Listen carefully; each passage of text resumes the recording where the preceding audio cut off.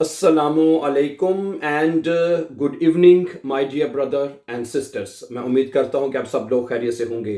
अच्छा दोस्तों, अगर आप लोग जर्मन लैंग्वेज सीख रहे हैं या सीखने की कोशिश कर रहे हैं तो ये आज का जो लेसन है बहुत इंपॉर्टेंट है, क्योंकि आज का लेसन हम बिल्कुल हट के एक नई चीज़ जो है वो आपको बताने जा रहे हैं, जो इससे पहले आपने किसी किसी किसी भी टीचर ने आपको नहीं बताई होगी या किसी भी यूट्यूब चैनल के ऊपर आपने नहीं देखी होगी।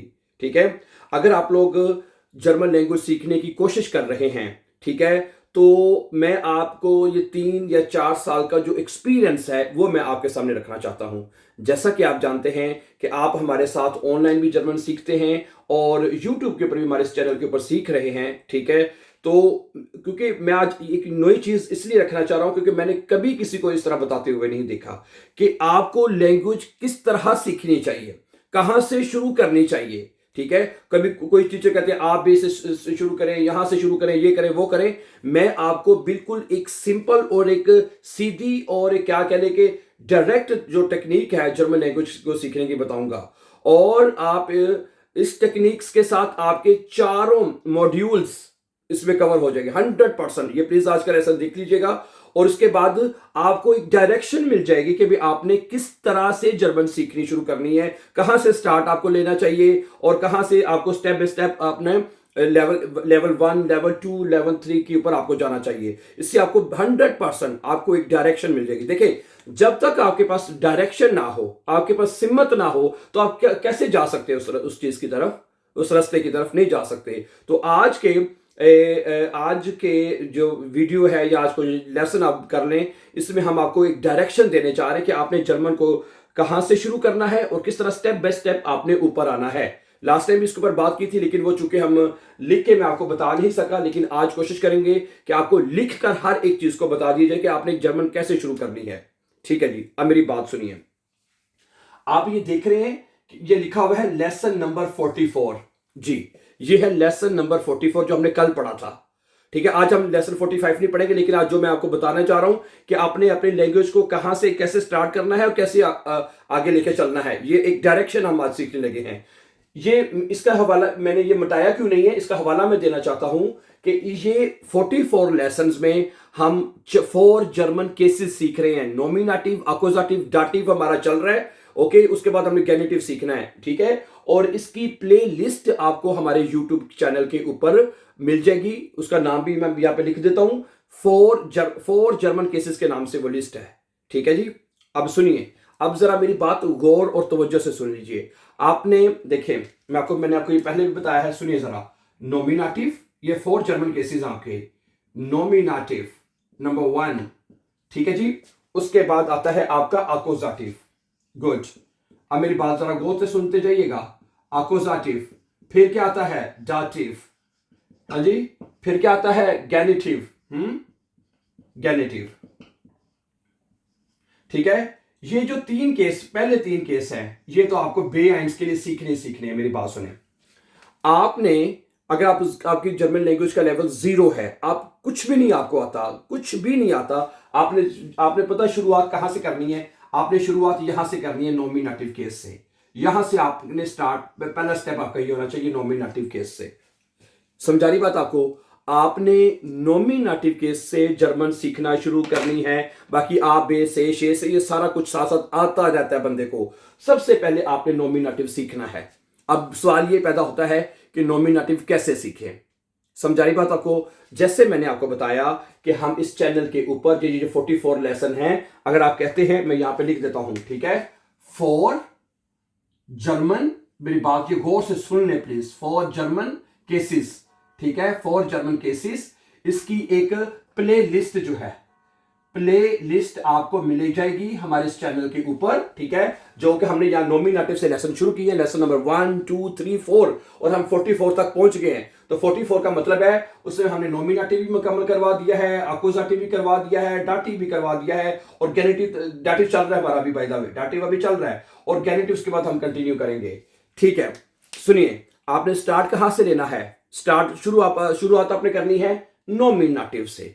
नॉमिनेटिव को आप अच्छी तरह सीख लीजिए। नॉमिनेटिव की पहचान क्या होती है, नॉमिनेटिव में आर्टिकल्स कैसे लिखे जाते हैं और नॉमिनेटिव में जुमले कैसे बनते हैं।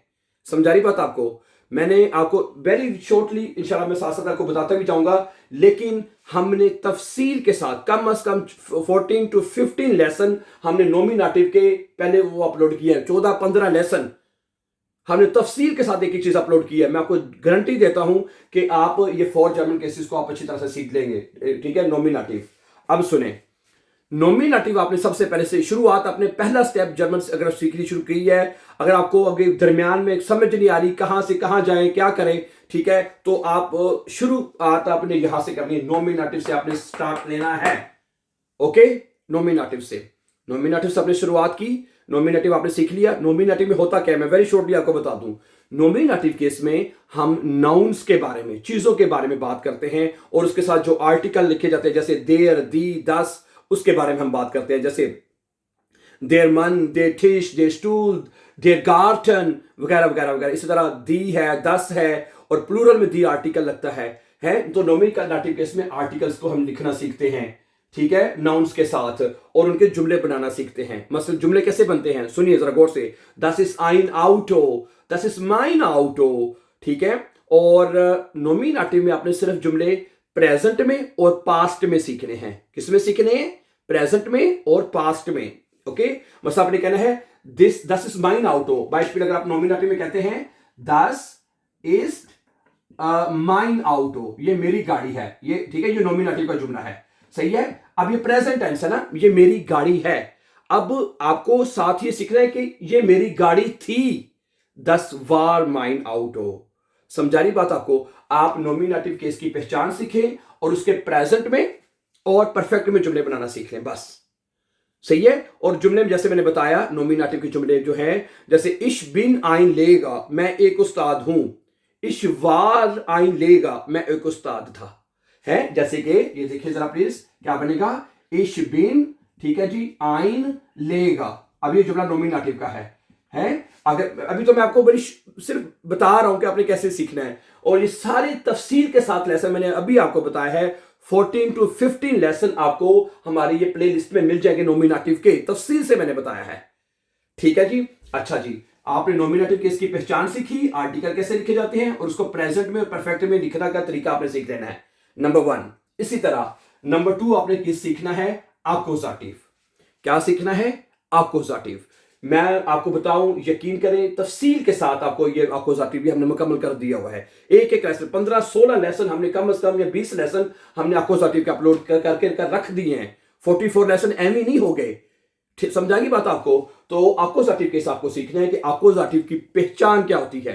पहचान आपको पता है, उसमें सब्जेक्ट, वर्ब, ऑब्जेक्ट जो होता है वो अक्यूजेटिव होता है। एक एग्जांपल मैं आपको दे देता हूं, जैसे इश खाउफे आइन नॉइस आउटो है, आइन नॉइस आउटो। जैसे ये जुमला अक्यूजेटिव का है, इश खाउफे आइन नॉइस आउटो, मैं एक नई गाड़ी खरीद रहा हूं।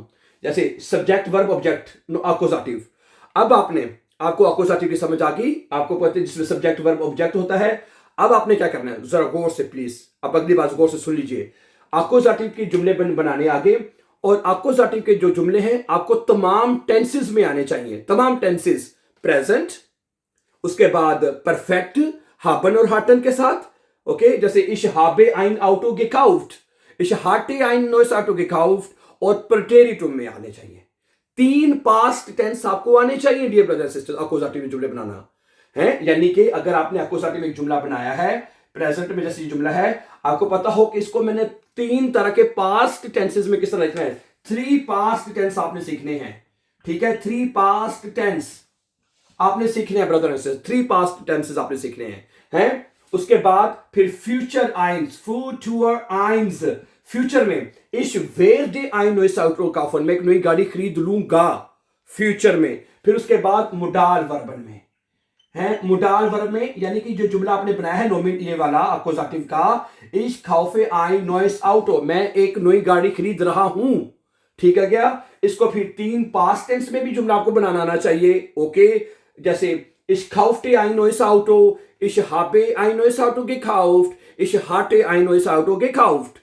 और फ्यूचर में बनेगा इश वेर डे, और मुडाल वर्ब में इश कान आई नॉइस आउटो kaufen, सही है। तो ये 3 पास्ट, फ्यूचर और मोडाल वर्ब में आपको जुमला बनाना आना चाहिए अच्छी तरह से। ओके, इसी तरह तीसरा केस आपने सीखना है डाटिव। डाटिव केस आपने सीखना है। डाटिव क्या होता है? डाटिव होता है इनडायरेक्ट ऑब्जेक्ट। इनडायरेक्ट ऑब्जेक्ट, ठीक है। ओके, जैसे इश गेबे माइनम फ्रॉइंड आइन गेशिंक, ये डाटिव है। मैं बता रहा हूं ना, हमने डाटिव इसके ऊपर जो है तफसील से बता दिया हुआ है हमने उसके ऊपर, ठीक है। ओके, जब आपने डाटिव का एक जुमला, आपको पता डाटिव की पहचान आपको पता चल गई, उसके बाद फर्ज करें कहते हैं तो एक डाटिव का जुमला लिख देता हूं। इश गेहे, फर्ज करें एक जुमला डाटिव का लिख लेते हैं, यहां पे लिख लेते हैं, सुने। इश गेहे, मैं जा रहा हूं।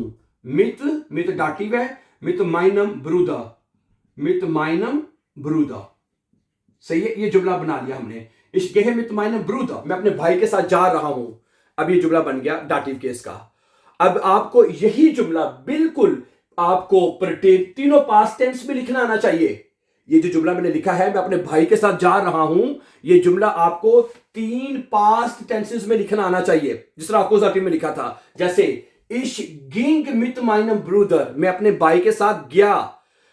इश बिन मित माइनम ब्रूदर गेगांगन, मैं अपने भाई के साथ गया था। इश वाह मित माइनम ब्रूदर गेगांगन, मैं अपने भाई के साथ गया था, ठीक है। मैं अपने भाई के साथ जाऊंगा, फ्यूचर। इश्कान मुडाल वर्ब।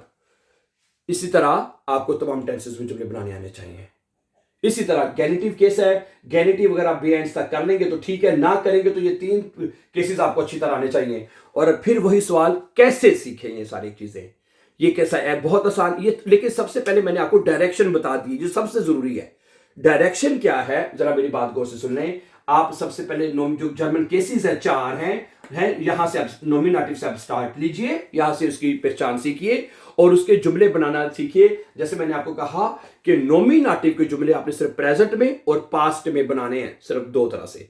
इसी तरह जब आप अकोजाटिव की आपको पहचान का पता लग जाएगा, सब्जेक्ट वर्ब ऑब्जेक्ट, फिर उसके सेंटेंसेस आपको 3 तरह के पास्ट टेंस है, ठीक है, प्रेटेरिटुम, ठीक है, प्रेजेंट परफेक्ट और पास्ट परफेक्ट। इसी तरह फ्यूचर, फ्यूचर आइंस और मोडाल वर्ब में जुमले बनाना चाहिए। और इसी तरह डाटिव की पहचान हमें पता होनी चाहिए, जिसमें इनडायरेक्ट ऑब्जेक्ट होता है, डाटिव के कुछ वर्ब्स होते हैं और प्रेपोजिशंस भी जिस तरह के होते हैं। फिर वो जुमला जो आपने बनाया है, जो प्रेजेंट टेंस में है, तो प्रेजेंट टेंस के अलावा आपको तमाम 3 पास्ट टेंसेस में, फ्यूचर में और मोडाल वर्ब में जुमला बनाना आना चाहिए, ये चीज, ठीक है। और उसके बाद जब ये आप जुमले बनाने आ जाएंगे, फिर इनके दरमियान में आखिरी चीज रह जाती है, वो है नेबनजाट्स, ठीक है। वो इंशाअल्लाह ये 4 जर्मन केसेस के बाद वो भी हम कंटिन्यू करेंगे। तो then this is your syllabus my dear brother and sisters. क्या ख्याल है आपका? सही है? तो प्लीज फर्स्ट ऑफ ऑल आप ये आपने, ठीक है, क्योंकि मैंने आज मेरी काफी देर से मैं ये सोच रहा था कि आपको एक डायरेक्शन बता दी जाए कि यहां से आप शुरुआत करें, ठीक है। स्टार्ट कहां से करेंगे जी? नॉमिनेटिव से, फिर अकोजाटिव, फिर डाटिव, और साथ साथ उनके जो जुमले बना रहे हैं उनको तमाम टेंसेस में कन्वर्ट करते जाइए। अगर आपका कोई सवाल हुआ, ठीक है, मैं नीचे डायरेक्ट उसमें डिस्क्रिप्शन में अपना नंबर दे दूंगा, so you can call us for further information any time my dear brothers sisters. Have a nice time and take care.